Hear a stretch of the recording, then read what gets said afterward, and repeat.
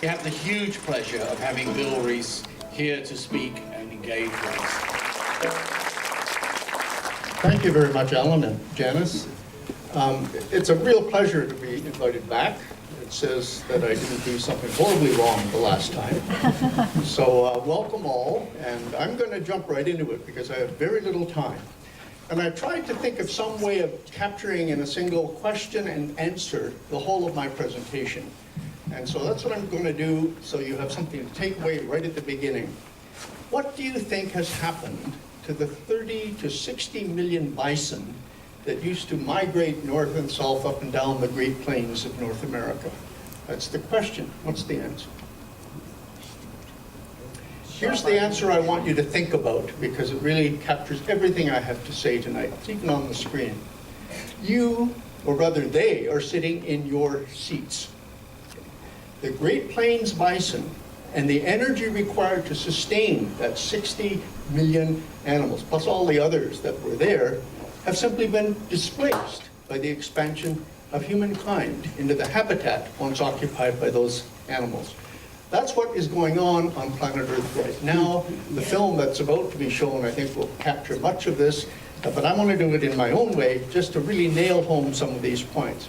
First of all, one of the most remarkable qualities of being a human being is our incredible capacity for self-delusion.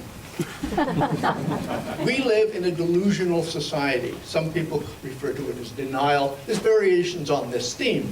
But here are two of the most important delusions that are driving us down this road that we'll be following tonight. First of all, technology and increased efficiency, economists call this factor productivity, are enabling the human enterprise to decouple from nature. So there is a myth out there that the economy is somehow becoming less and less dependent on the natural world. A political counterpart is as follows. There is no conflict between the growth of the human economy and protection of the environment. I don't think I can name a Canadian politician who hasn't said some version of this repeatedly over and over again. Now again, I want to underscore there is absolutely no evidence for either of these claims if you measure them properly. The reality can be broken down, I think, into two major components. First of all, I'm going to make the case that human beings are potentially unsustainable by nature. In fact, I even wrote a paper once, Humanity Unsustainable by Nature. And the reason is we're just like any other species on the planet in two very important qualities. The first is that we will expand to fill all available or accessible habitat. In fact, no species has a wider geographic range on the planet than human beings do. We've done it. We're better at it than any of the others. The second thing we will tend to do is to use up all available resources. And if you just think of something like oil or natural gas, we're now scraping the bottom of an earthly barrel, literally drilling for it, miles beneath the sea or kilometers beneath the sea floor, going at it in so-called tight oil and shale and so on and so forth.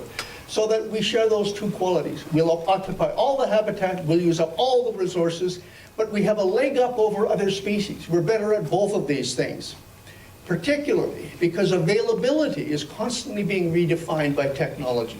Each major advance in technology makes some mineral ore that we used to think was just useless rock now accessible to the economy.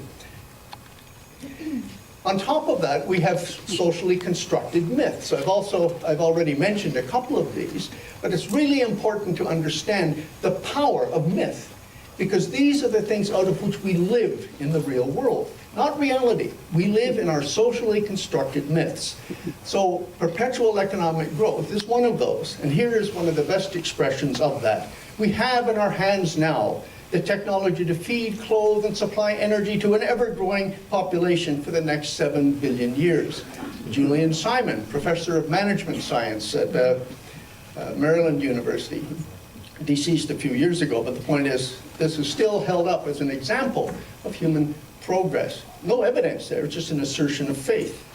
Secondly, we've entered into a very dangerous phase in modern civilization, which some people are calling the age of unreason, or the endarkenment.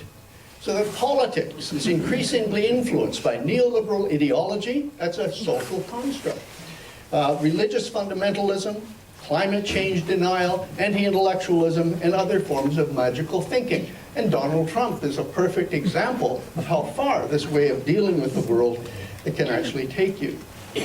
Now here's a graph that reveals several delusions about ourselves. I could have extended the x-axis to the left over here a couple of 100,000 years. What this shows is 2,000 years of human population growth. It's flat for the first roughly 1,800 years, but as I say, it was really flat for 200,000 years before that. It's only been in the last 2 centuries, really the last century and a half, that any substantial technological change or growth has taken place. There was a 4-fold expansion in the 20th century alone, from 1.6 to about 6 billion people.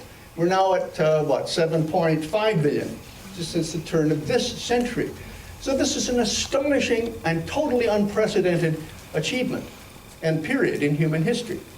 But only 7 or 8 generations of people have gone through this. And because everyone in this room has, as has your parents and grandparents, we think this is the norm. But what this graph shows is that this fossil fuel-powered growth is the single most abnormal or anomalous period in the history of our species. And yet we delude ourselves into thinking it can be sustained indefinitely. Any morning you turn on the radio, all you want to hear about is whether the economy has grown the required 2 or 3% to maintain jobs and all of that sort of thing. That, by the way, will double this in just 23 years, 3% growth. More resources have been consumed in the last doubling, in the last 35 years. Listen to this. More resources have been consumed in the last 35 years than in all previous history of the human species. Think of doubling that again on a planet in the shape that we're in. And one of the ways we can detect that is to measure it through ecological footprint analysis. This is really a conceptually simple but data-intense method. Your ecological footprint, whether you're conscious of it or not, is real, it's out there, and it's simply a measure of the amount of productive aquatic and terrestrial ecosystems needed to produce the food and fiber that you consume and to assimilate your wastes. If you eat carrots, there's a little patch of the world dedicated exclusively to growing carrots for just you. Now what this means is that every single person on this earth is competing with every other person on the earth, plus thousands of other species, for a shrinking amount of land and water ecosystems. In fact, we can now show that the global biocapacity, this is the total area, anybody can do these numbers, the total area of productive land and waterscape on this earth is about 12.2 billion hectares, or about 1.7 hectares per capita. A hectare, by the way, is 2.47 acres, okay? But right now, the human footprint is 20.1 billion hectares, or about 2.8 hectares per capita. Now, even a school child will ask, well, how can the actual demand be greater than the supply? And the reason is that we started with an enormous stock of natural assets, of fish, of forests, of soil, and so on and so forth. It replaces itself on an annual basis. But if we're using it faster than it replaces itself, we continue to grow, but we're growing at the expense of liquidating our supply of natural resources. So right now, the growth of the human enterprise, every new person added to the planet, every increase in GDP, every new automobile produced, is produced by depleting the natural assets upon which we all utterly depend. So we are literally consuming the ecosphere, the very basis of our own existence, and dissipating that, that's called pollution, by the way, back into nature. And just to underscore this, this is the graph of the collapse of the North Atlantic cod stocks. Very good data. This just records a 30-year period, but notice for 30 years we could see the inevitable until 1992, when the fishery was closed and has not yet recovered, and that's a good long time ago. This is typical of every major fishery that has been overfished. About 70%, 75% of the world's fisheries are now in this phase of development. So this is Canada's watch, one of the most advanced, wealthiest nations on the planet, driving to extinction, virtually. They're not extinct, but the fishery is gone. One of the richest fisheries the planet has ever known. So we are in the Anthropocene, that era of Earth which is dominated now by human activities. Human beings have become the single largest biological and geological force changing the face of the planet. If you were to measure the total biomass of humans in pre-agricultural times, just 8,000 or 10,000 years ago, it was almost immeasurably small compared to the biomass, the weight of other organisms, okay? Today, we comprise 99% of the mammal biomass on Earth. Contrary to conventional political wisdom then, goes back to the myth I mentioned right up front, the growth of the human enterprise on a finite planet necessarily diminishes nature. We all share the same photosynthetic throughput, that food and fiber generated by plant photosynthesis. But the larger the human enterprise, the more we appropriate for ourselves, the less is left over for all the other species. Extinction is inevitable. And some scientists now argue that half of the mammal species on Earth will be extinct, those that aren't already, by the middle of this century at current rates of growth. So wild nature, all wildlife combined, is now clinging to the margins of existence. Here's something to take home. Tyrannosaurus rex, forget it. Human beings are vastly more viciously consumers of both meat and vegetable matter than any other species that has ever populated this planet. By 100-fold, by some estimates, at least. So, if we go back just 10,000 years, the dawn of agriculture, wild mammals constituted 99% of the mammalian biomass on planet Earth. Humans were much less than 1%. In just that period that we've talked about since the beginning of agriculture, but most particularly in just the last 200 years or so, this is what it looks like. Wild mammals are now less than 2% of the total mammalian biomass. Humans are 32%. Cattle and other livestock constitute the rest. So human beings and our domestic organisms now represent 98.5% or thereabouts of the total mammalian biomass on planet Earth. We displace other species. But here's what's happening next. This is a graph simply of, and it comes to the social dimensions of what this series is all about. The wealthy are getting wealthier in spades, the poor are getting poorer. And we can see here a graph that looks rather like the last one. The wealthiest 10% of British Columbians have 56.2% of all the wealth in the province. The bottom half of our population shares only 3.1%. 2 British Columbians, 2, have the same wealth as a quarter or a third of the whole rest of the population. So this is a trend that's been going on now for about 40 to 70 years in that range of increasing wealth at the top. Those who have it are able to appropriate more and more of the world's wealth through their higher and higher incomes. We don't want to pay any attention to any of the data that I've talked to you in any serious way, because if we did, we'd actually have to do something about it. We would have to get serious about abandoning fossil fuels. So how are we doing about that in British Columbia, folks? Okay. So we much prefer the mythic constructs of infinite growth. We much prefer to believe that there's no, conflict between the growth of the human enterprise and the conservation of nature, despite the evidence clearly and invariably to the contrary. We prefer the reassuring lie to the inconvenient truth. And as I mentioned, this is the post-truth era. In fact, the Oxford English Language Dictionaries declared the term post-truth to be the phrase or word for 2016.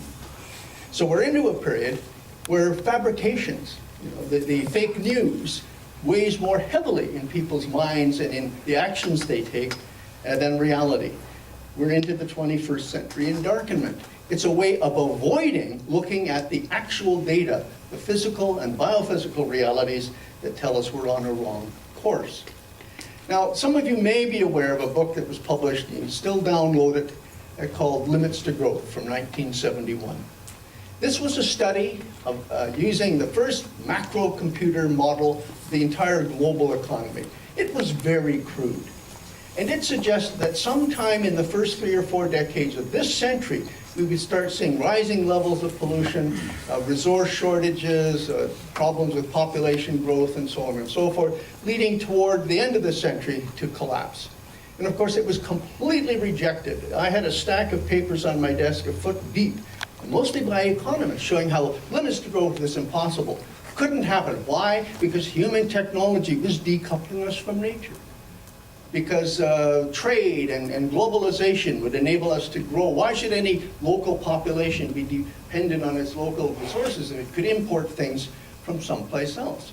So these were the arguments used to simply dismiss the projections of an admittedly crude model.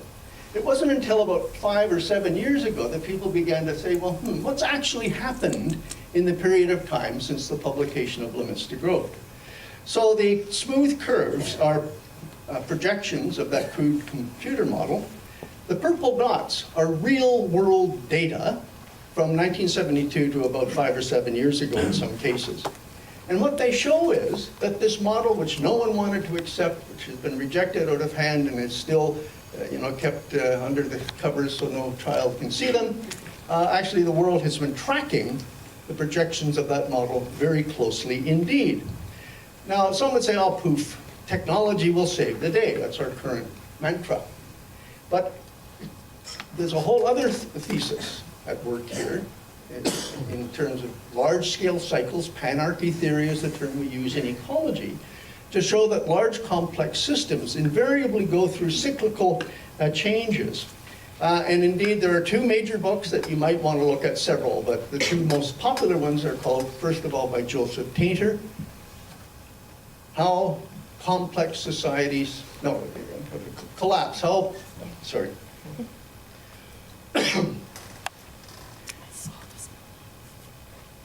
I'll start with Jared Diamond. Collapse, How Societies Choose to Fail or Succeed. Jared Diamond, How Societies Choose to Fail or Succeed.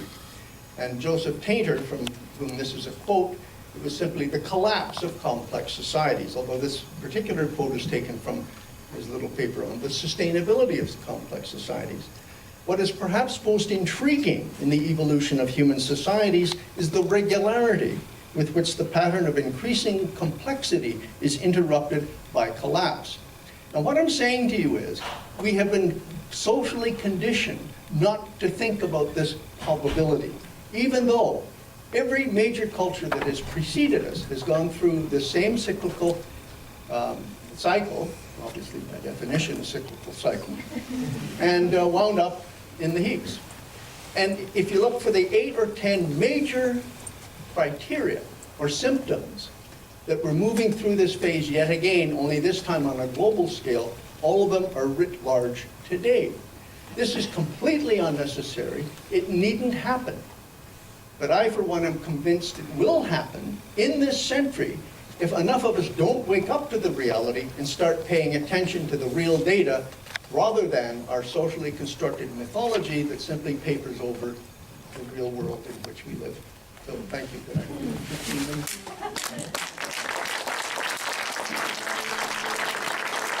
night.